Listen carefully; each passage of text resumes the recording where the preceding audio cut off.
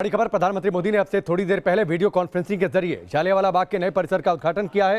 इस वक्त प्रधानमंत्री मोदी बोल रहे हैं, सीधे सुनते हैं। जिनके सपने आज भी जालियांवाला बाग की दीवारों में अंकित गोलियों के निशाने में दिखते हैं, वो शहीद कुआं जहां अनगिनत माताओं बहनों की ममता छीन ली गई, उनका जीवन छीन लिया गया, उनके सपनों को रौंद डाला गया, उन सभी को आज हम याद कर रहे हैं। भाइयों और बहनों, जालियांवाला बाग वो स्थान है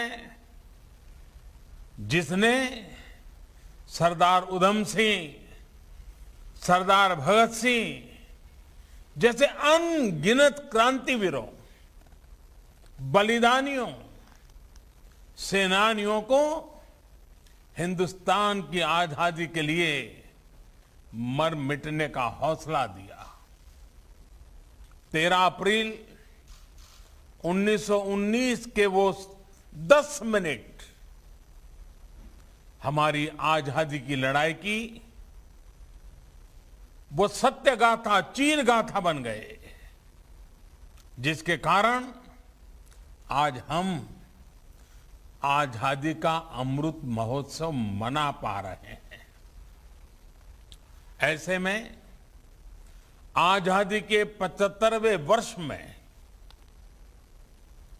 जालियांवाला बाग का स्मारक का आधुनिक रूप देश को मिलना हम सभी के लिए बहुत बड़ी प्रेरणा का अवसर है। ये मेरा सौभाग्य रहा है कि मुझे कई बार जालियांवाला बाग की इस पवित्र धरती पर आने का, यहां की पवित्र मिट्टी को माथे पर लगाने का सौभाग्य मिला है। आज जो रेनोवेशन का काम हुआ है, उसने बलिदान की अमर गाथाओं को और जीवंत बना दिया है। यहां जो अलग अलग गैलरी बनाई गई हैं, जो दीवारों में शहीदों के चित्र उकेरे गए हैं, शहीद उधम सिंह जी की प्रतिमा है, वो सब हमें उस कालखंड में लेकर जाते हैं। जालियांवाला बाग नरसंहार से पहले इस स्थान पर पवित्र वैशाखी के मेले लगते थे। इसी दिन गुरु गोविंद सिंह जी ने सर्वदा भला की भावना के साथ खालसा पंथ की स्थापना की थी।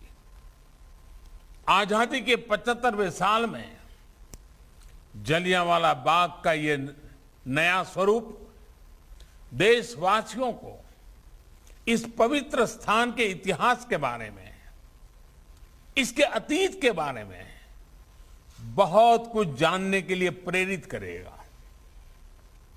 ये स्थान नई पीढ़ी को हमेशा याद दिलाएगा कि हमारी आजादी की यात्रा कैसी रही है। यहां तक पहुंचने के लिए हमारे पूर्वजों ने क्या क्या किया है, कितना त्याग, कितना बलिदान, अनगिनत संघर्ष। राष्ट्र के प्रति हमारे कर्तव्य क्या होने चाहिए, कैसे हमें अपने हर काम में देश को सर्वोपरि रखना चाहिए, इसकी भी प्रेरणा नई ऊर्जा के साथ इसी स्थान से मिलेगी। साथियों, हर राष्ट्र का दायित्व होता है कि वो अपने इतिहास को संजो कर रखें। इतिहास में हुई घटनाएं हमें सिखाती भी है और आगे बढ़ने की दिशा भी देती है। जलियांवाला बाग जैसी ही एक और विभीषिका हमने भारत विभाजन के समय भी देखी है। पंजाब के पश्चिमी और परिश्रमी और जिंदा दिल लोग तो विभाजन के बहुत बड़े भुक्तभोगी रहे हैं। विभाजन के समय जो कुछ हुआ उसकी पीड़ा आज भी हिंदुस्तान के हर कोने में और विशेषकर पंजाब के परिवारों में हम अनुभव करते हैं। किसी भी देश के लिए अपने अतीत की ऐसी विभीषिकाओं को नजरअंदाज करना सही नहीं है। इसलिए भारत ने 14 अगस्त को हर वर्ष विभाजन विभीषिका स्मृति दिवस के रूप में आने वाली पीढ़ियों को याद रखें, इसलिए इसे मनाने का फैसला किया है। विभाजन विभीषिका स्मृति दिवस आने वाली पीढ़ियों को भी याद दिलाएगी कि कितनी बड़ी कीमत चुकाकर हमें स्वतंत्रता मिली है। वो उस दर्द, उस तकलीफ को समझ सकेंगे जो विभाजन के समय करोड़ों भारतीयों ने सही थी। साथियों, गुरुबानी हमें सिखाती है, सुखू होवे सेव कमाणिया, अर्थात सुख दूसरों की सेवा से ही आता है। हम सुखी तभी होते हैं जब हम अपने साथ साथ अपनों की पीड़ा को भी अनुभव करते हैं। इसलिए आज दुनिया भर में कहीं भी कोई भी भारतीय अगर संकट में गिरता है तो भारत पूरे सामर्थ्य से उसकी मदद के लिए खड़ा हो जाता है। कोरोना काल हो या फिर अफगानिस्तान का वर्तमान संकट, दुनिया ने इसे निरंतर अनुभव किया है। ऑपरेशन देवी शक्ति के तहत अफगानिस्तान से सैकड़ों साथियों को भारत लाया जा रहा है। चुनौतियां बहुत हैं, हालात मुश्किल है, लेकिन गुरु कृपा भी हम पर बनी हुई है। हम लोगों के साथ पवित्र गुरु ग्रंथ साहब के स्वरूप को भी शीश पर रखकर भारत लाए हैं। साथियों, बीते वर्षों में देश ने अपनी इस जिम्मेदारी को निभाने के लिए जी जान से प्रयास किया है। मानवता की जो सीख हमें गुरुओं ने दी थी, उसे सामने रखकर देश ने ऐसी परिस्थितियों से सताए हुए अपने लोगों के लिए नए कानून भी बनाए हैं। साथियों, आज जिस प्रकार की वैश्विक परिस्थितियां बन रही है, उससे हमें यह एहसास भी होता है कि एक भारत श्रेष्ठ भारत के क्या मायने होते हैं। ये घटनाएं हमें याद दिलाती हैं कि राष्ट्र के रूप में हर स्तर पर आत्मनिर्भरता और आत्मविश्वास क्यों जरूरी है, कितना जरूरी है। इसलिए आज जब हम आजादी के 75 साल मना रहे हैं, तो यह आवश्यक है कि हम अपने राष्ट्र की बुनियाद को मजबूत करें, उस पर गर्व करें। आजादी का अमृत महोत्सव आज इसी संकल्प को लेकर के आगे बढ़ रहा है। अमृत महोत्सव में आज गांव-गांव में सेनानियों को याद किया जा रहा है, उनको सम्मानित किया जा रहा है। देश में जहां भी आजादी की लड़ाई के महत्वपूर्ण पड़ाव है, उनको सामने लाने के लिए एक समर्पित सोच के साथ प्रयास हो रहे हैं। देश के राष्ट्र नायकों से जुड़े स्थानों को आज संरक्षित करने के साथ ही वहां नए आयाम भी जोड़े जा रहे हैं। जलियांवाला बाग की तरह ही आजादी से जुड़े दूसरे राष्ट्रीय स्मारकों का भी नवीनीकरण जारी है। इलाहाबाद म्यूजियम में 1857 से लेकर 1947 की हर क्रांति को प्रदर्शित करने वाली देश की पहली इंटरैक्टिव गैलरी, इसका निर्माण जल्द ही पूरा हो जाएगा। क्रांतिवीर चंद्रशेखर आजाद को समर्पित ये आजाद गैलरी सशस्त्र क्रांति से जुड़े वहां उस समय के दस्तावेज, कुछ चीजें, उसका भी एक डिजिटल अनुभव देगी।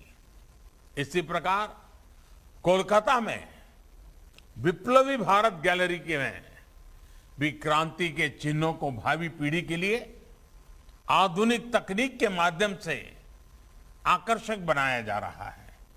इससे पहले सरकार द्वारा आजाद हिंद फौज के योगदान को भी इतिहास के पिछले पन्नों से निकालकर सामने लाने का प्रयास किया गया है।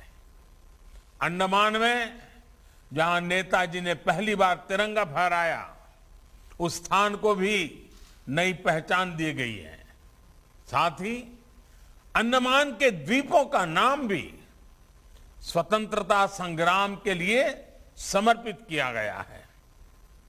भाइयों और बहनों, आजादी के महायज्ञ में हमारे आदिवासी समाज का बहुत बड़ा योगदान है। जनजातीय समूहों ने त्याग और बलिदान की अमर गाथाएं आज भी हमें प्रेरणा देती है। इतिहास की किताबों में इसको भी उतना स्थान नहीं मिला जितना उनको मिलना चाहिए था, जिसके वो हकदार थे।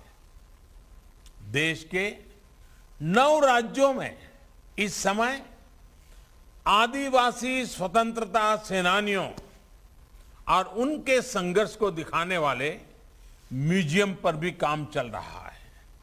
साथियों, देश की ये भी आकांक्षा थी कि सर्वोच्च बलिदान देने वाले हमारे सैनिकों के लिए राष्ट्रीय स्मारक होना चाहिए। मुझे संतोष है कि नेशनल वॉर मेमोरियल आज के युवाओं में राष्ट्र रक्षा और देश के लिए अपना सब कुछ न्यौछावर कर देने की भावना जगा रहे हैं। देश को सुरक्षित रखने के लिए पंजाब सहित देश के कोने कोने को जो हमारे वीर सैनिक शहीद हुए हैं, आज उनको उचित स्थान और उचित सम्मान मिला है।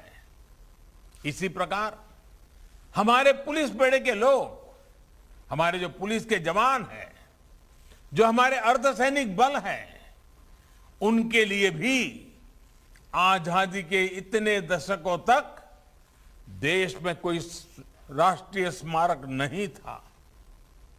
आज पुलिस और अर्धसैनिक बलों को समर्पित राष्ट्रीय स्मारक भी देश की नई पीढ़ी को प्रेरित कर रहा है।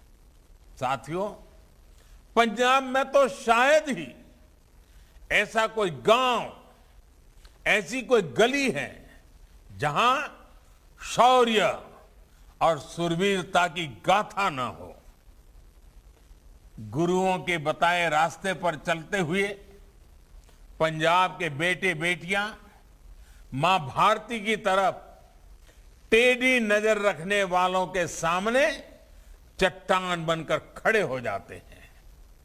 हमारी ये धरोहर और समृद्ध हो, इसके लिए निरंतर प्रयास किए जा रहे हैं। गुरु नानक देव जी का 550वां प्रकाशोत्सव हो, गुरु गोविंद सिंह जी का 350वां प्रकाशोत्सव हो, या फिर गुरु तेग बहादुर जी का 400वां प्रकाशोत्सव हो, ये सभी पड़ाव सौभाग्य से बीते 7 सालों में ही आए हैं। केंद्र सरकार ने प्रयास किया है कि देश में ही नहीं बल्कि पूरी दुनिया में इन पावन पर्वों के माध्यम से हमारे गुरुओं की सीख का विस्तार हो, अपनी समृद्ध धरोहर को भावी पीढ़ियों तक पहुंचाने के लिए काम लगातार जारी है। सुल्तानपुर लोधी को हेरिटेज टाउन बनाने का काम हो, करतारपुर कॉरिडोर का निर्माण हो, ये इसी प्रयास का हिस्सा है। पंजाब की दुनिया के अलग अलग देशों से एयर कनेक्टिविटी हो, या फिर देश भर में जो हमारे गुरुस्थान है उनकी कनेक्टिविटी हो, उसको सशक्त किया गया है। स्वदेश दर्शन योजना के तहत आनंदपुर साहिब, फतेहगढ़ साहिब, फिरोजपुर, अमृतसर, कटखड़ कलां, कलानौर, पटियाला हेरिटेज सर्किट को विकसित किया जा रहा है। कोशिश ये है कि हमारी ये समृद्ध विरासत भविष्य की पीढ़ियों को प्रेरित भी करती रहे और पर्यटन के रूप में रोजगार का साधन भी बने। साथियों, आजादी के ये अमृतकाल पूरे देश के लिए बहुत महत्वपूर्ण है। इस अमृतकाल में हमें विरासत और विकास को साथ लेकर चलना होगा और पंजाब की धरती हमें हमेशा हमेशा से इसकी प्रेरणा देती रही है। आज ये जरूरी है कि पंजाब हर स्तर पर प्रगति करे, हमारा देश चहुं दिशा में प्रगति करे। इसके लिए हमें मिलकर काम करना होगा। सबका साथ, सबका विकास, सबका विश्वास और सबका प्रयास की भावना के साथ साथ हमें काम करते रहना होगा। मुझे पूरा विश्वास है कि जलियांवाला बाग की ये धरती हमें हमारे संकल्पों के लिए सतत ऊर्जा देती रहेगी और देश अपने लक्ष्यों को जल्द पूरा करेगा। इसी कामना के साथ एक बार फिर इस आधुनिक स्मारक की बहुत बहुत बधाई, बहुत बहुत धन्यवाद।